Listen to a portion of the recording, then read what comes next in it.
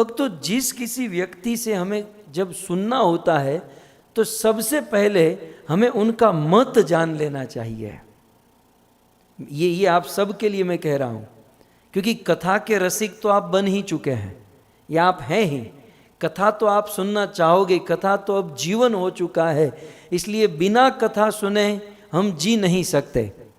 लेकिन हम यदि किसी के भी मुख से कथा सुनने जाएंगे तो सबसे पहले उनका परिचय, जैसे कल नवयोगेश्वर मुनि का परिचय, तो सबसे पहले परिचय होना चाहिए कि ये किस संप्रदाय के हैं, ये वैलिड संप्रदाय के हैं या बस अपने आप से बनाया हुआ संप्रदाय से हैं। एक दूसरा, ये किस परंपरा में है, किसी योग्य परफेक्ट गुरु शिष्य परंपरा से दीक्षित है या नहीं, ये दूसरा।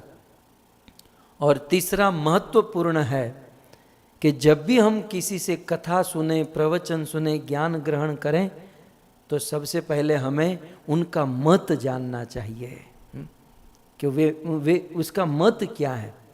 जैसे मैं कथा करने बैठता हूँ तो कीर्तन के बाद सबसे पहले हम हमारा मत रखते हैं। शायद आप समझ न पाओ, वह संस्कृत श्लोक है। सबसे पहले हम मत रखते हैं, आराध्यो भगवान ब्रजेश तनया। ये मैं मेरा मत रखता हूँ। जब भी मैं कथा करने व्यासपीठ पर बैठता हूँ तो हम हमारा मत रखते हैं कि भाई हम कथा कुछ भी करें, हम राम की भी कथा करेंगे, बुद्ध की भी करेंगे, नरसिंह वामन वराह, हम सब कुछ करेंगे, लेकिन हमारा मत क्या है, आराध्यो भगवान, हमारे आराध्य भगवान व्रजेश तनय बजेंद्र नंदन श्याम सुंदर कृष्ण है। क्योंकि कथा तो बहुत आएगी, एक सत्र में सब कुछ तो वर्णन नहीं हो सकता, इसलिए आराध्यो भगवान ब्रजेश तनय, वे कहाँ रहते हैं, तो हमारा मत है तद्धाम वृंदावन, वो व्रज वृंदावन में रहता है। अच्छा, उनको प्राप्त करने की विधि क्या है, तो प्रेमा पुमर्थो महान।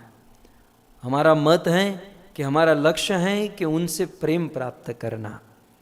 अच्छा, उस भगवान से, आप जिसको भगवान मानते हो, उससे प्रेम आप कैसे करोगे, आपका आइडल कौन है, आपका आदर्श कौन है, तो रम्या काचिद उपासना ब्रज बधु वर्गेण या कल्पिता, ब्रज में रहने वाली गोपियां हमारा आदर्श है, हमारे आइडल है। हमें उनके पद चिन्हों पर चलना है। उनके जैसे तो नहीं बन सकते, लेकिन हमारा पूरा प्रयास है कि हम वैसे बने, ये हमारा मत है। अच्छा, उस भगवान को प्राप्त करने के लिए, उस भगवत प्रेम को प्राप्त करने के लिए जो ज्ञान है, जो शास्त्र, जो प्रमाण है, वो क्या है, ग्रंथ कौन सा है, तो श्रीमद् भागवत प्रमाण ममलम। भागवत हमारा प्रमाण है। हम भागवत के अनुसार ये कथा करेंगे या भजन करेंगे। श्री चैतन्य महाप्रभु मत इदम, और ये मत जो है चैतन्य महाप्रभु का है। श्री चैतन्य महाप्रभु मत इदम, महाप्रभु का ये मत है। तत्र आदर, और इस मत के प्रति हमारा आदर है। समझ रहे ना। तो जब भी हम किसी से ज्ञान ग्रहण करें तो इतने क्वेश्चन क्लियर होना चाहिए, नहीं तो क्या होगा, कथा सुनेंगे सुनेंगे सुनेंगे, आधा जीवन बीत जाएगा और फिर वो आपको कहेगा भगवान निराकार है, बस वो तो ज्योति है, तब तो जीवन तो ऐसे ही व्यर्थ हो जाएगा। इसलिए जब भी हमें किसी से कुछ सुनना हो तो मत जानना चाहिए। आप देखोगे शिल प्रभुपाद जी ने जितने भी ग्रंथ लिखे, आप प्रभुपाद के लिखे हुए ग्रंथों को पढ़िए। ग्रंथ के प्रारंभ में वे प्रस्तावना देते हैं और भूमिका देते हैं, सीधा ग्रंथ शुरू नहीं करते।